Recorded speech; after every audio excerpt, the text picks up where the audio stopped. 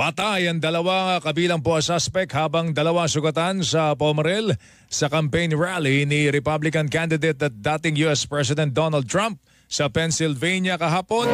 Kinilala ng Federal Bureau of Investigation FBI ang napatay na suspect na si Thomas Matthew Crooks. Nang magsimula ng magtalumpati itong si Trump, ay biglang napahawak siya sa kanyang kanang tenga at nasundan ng pagyuko.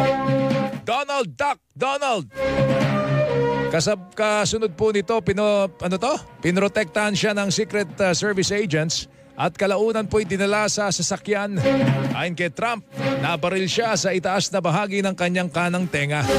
Napatay naman ng Secret Service itong si Crooks na nakapwesto sa bubungan ng isang gusali. Mari namang kinundina ni US President Joe Biden ang Pomarel at iginit na walang puwang ang anumang uri ng political violence sa kanilang bansa. Magsasagawa naman